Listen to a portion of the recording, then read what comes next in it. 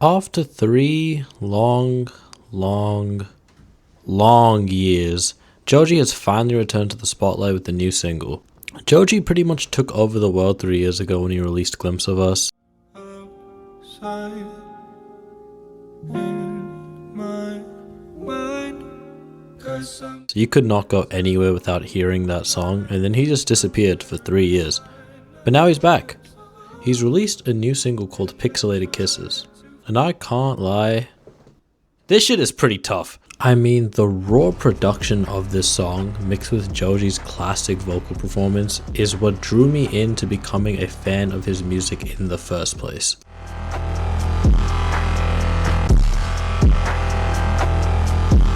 pixelated kisses got me going insane. I've listened to the song a few times now, and I really like it. But with the return of Joji, it's really made me wonder, man, what the hell happened to 88Rising? To think Midsummer Madness was 7 years ago is actually baffling to think about.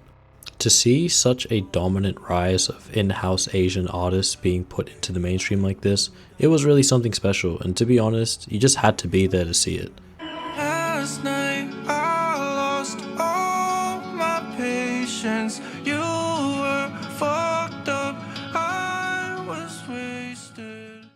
At that time, 88Rising seemed like more than just a label. It seemed like a family, a collective of artists who truly worked together amazingly and had incredible potential. 88Rising housed up-and-coming artists like Keith Vape, Higher Brothers, and BB, but their main three was undoubtedly Nicki, Rich Brian, and of course Joji. While Rich Brian and Nicki in their own rights are massive as artists, as well as a lot of the other artists on that label, it is very clear to see that Joji was really the one who gave 88Rising their name. I mean, all it takes is one look at the 88Rising channel, sort by the most popular videos, and it'll look like you're looking at Joji's own channel. This isn't necessarily a bad thing though, it just shows that 88Rising invested in the right artists and it paid off for them. But now, with Joji's return, it doesn't look like he's with 88Rising anymore, and that begs the question why, and what actually happened to 88Rising, and is Joji's relationships with them still there? Well, when you look at 88Rising now, it's kinda evident what went wrong with them. Like I said before, 88Rising seemed like more than just a label. They were a family, they were a collective, but it seems like they strayed away from that. I mean, it's evident when you look at the Spotify. 88Rising's most popular albums were those collaboration albums, like the Heading Clouds trilogy, housing some of their most popular songs, like La La Lost You, Indigo, I Love You 3000, and of course, Midsummer Madness. Whereas the Spotify now is just all individual singles which aren't streaming nearly as well as the collaboration albums were. Don't get me wrong, hundreds and thousands of streams is not bad at all, but when you look at where 88Rising was before with those collaboration albums, we were looking at millions and millions of streams. Now, although 88Rising has kept two of those three big artists I mentioned before, Rich Brian and Nicki, they let go of Joji, or Joji let go of them. Why is this, and is it really that big of a deal? While neither 88Rising or Joji have said anything explicitly about this, there are a couple hints which we can look at. Joji has had numerous commercial successes with 88Rising, with the release of In Tongues, the release of Ballads, the release of Nectar, all incredible albums.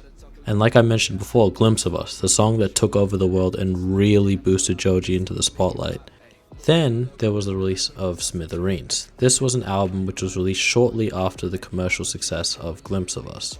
While I don't think the album was bad, it definitely was not up to the standard of Joji's previous albums.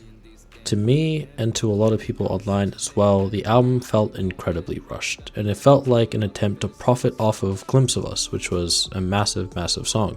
The album itself streamed incredibly well, however the reception to it wasn't spectacular. While his previous albums like Ballads 1 had incredible hits on it like Slow Dancing in the Dark, Can't Get Over You, Yeah Right, all songs which are incredibly memorable, the new album just did not have a lot to remember. However, there is one really interesting thing to note about Smithereens, and that is the song Yukon Interlude, where Joji says this. Operating from above, my voice will be their voice until I'm free. My hands will be their hands until I'm free. My voice will be their voice until I'm free. My hands will be their hands until I'm free. When you look at the rest of the song, it could be about a love story, it could be about someone being gone from his life but still having control over him, or it could be about his relationship with 88Rising. It could be him venting in real time about the album he's about to put out, him venting on the song that he wants to express more creative freedom like he did before with In Tongues or with ballads. Then when you look at the new single Pixelated Kisses and the amount of freedom he expresses in his own production, it kind of becomes apparent to see. Of course, until Joji or 88Rising themselves come out and say something about it, we won't truly know, but this was just something interesting to think about. I do want to know what you guys think, so let me know in the comments if you agree or if you disagree. And if you enjoyed the video, I'd appreciate it if you guys left a like and consider subscribing. I'll see you guys soon.